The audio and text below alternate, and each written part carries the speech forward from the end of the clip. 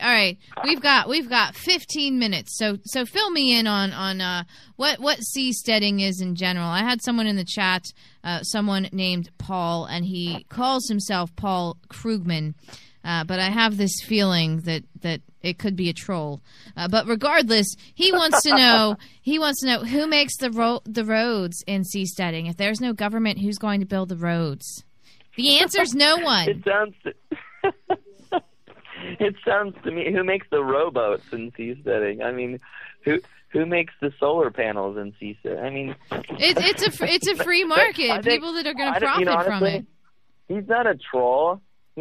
That's a total joke. I mean, you can swim to the next, I mean, you know what I'm saying?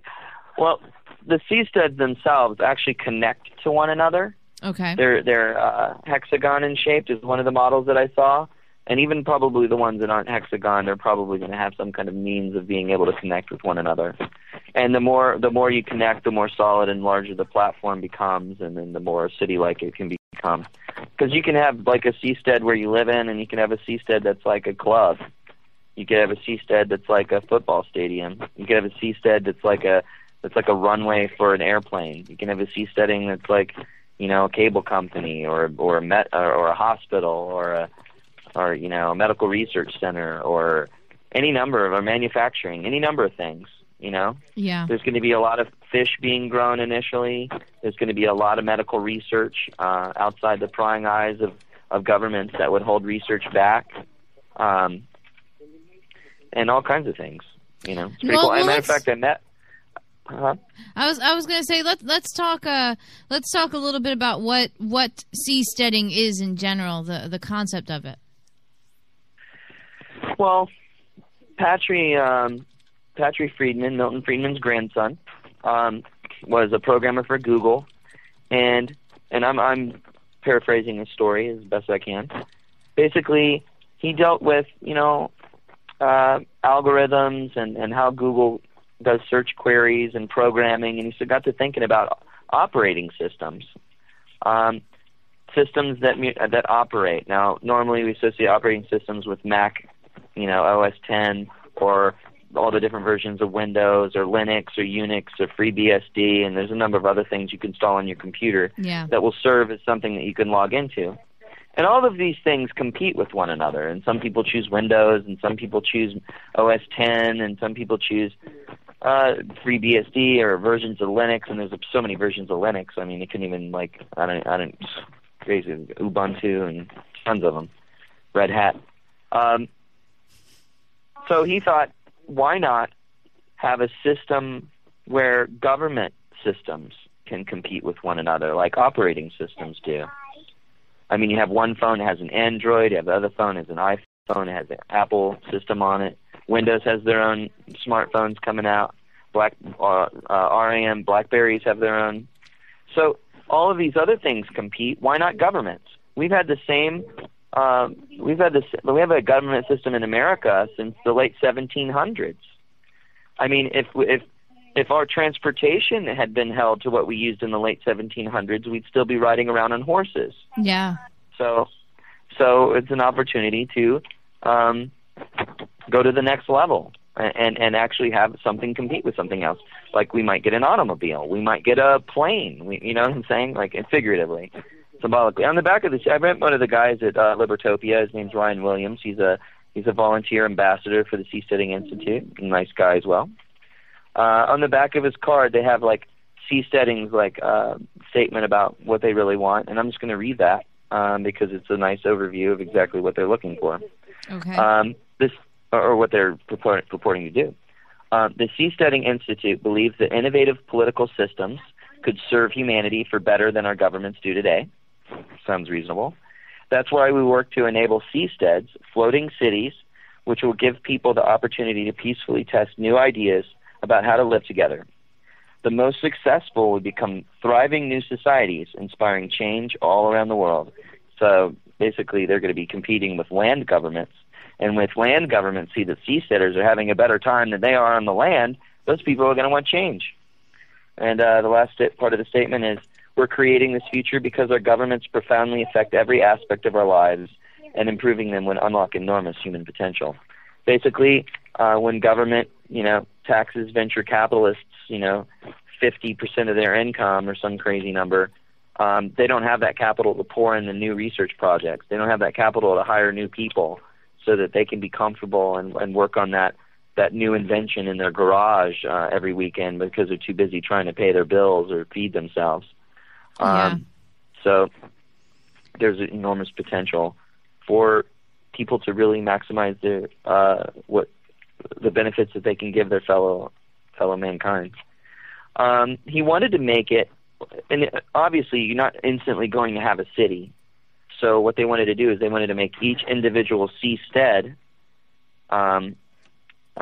self-sustaining.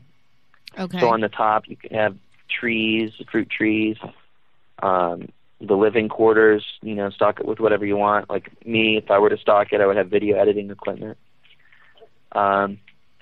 Underneath that would be the docks where the boats would,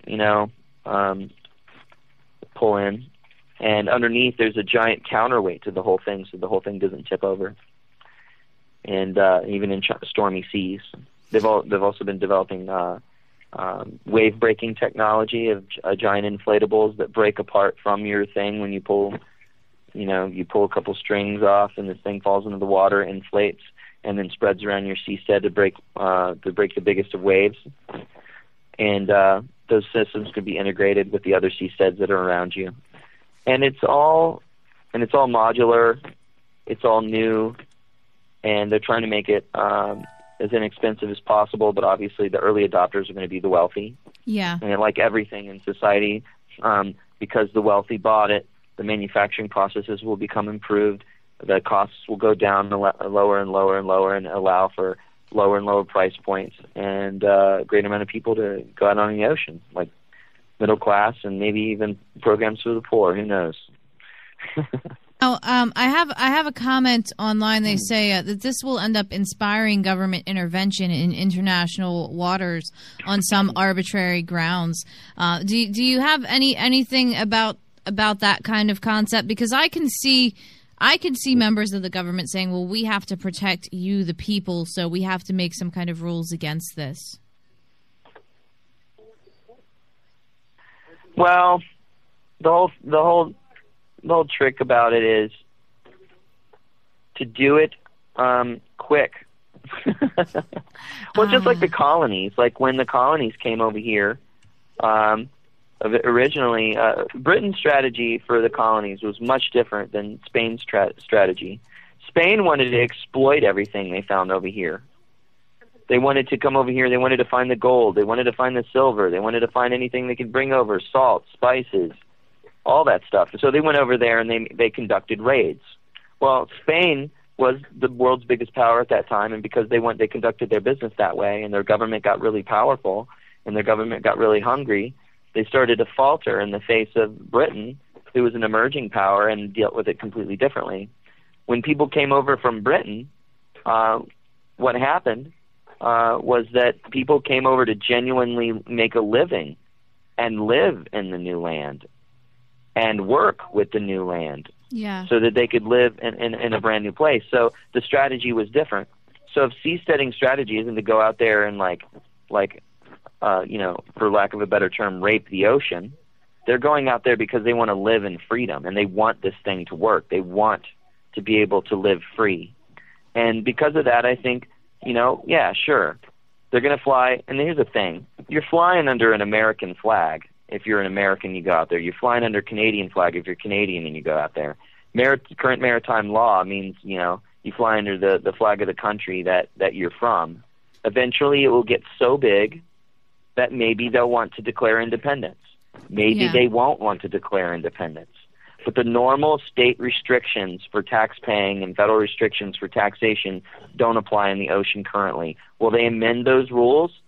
Sure, that's what governments do. But the point is, if it's too big for them to control at that point, then, who knows? Maybe they can declare their independence and have a violentless transition to a completely new community, a completely new country.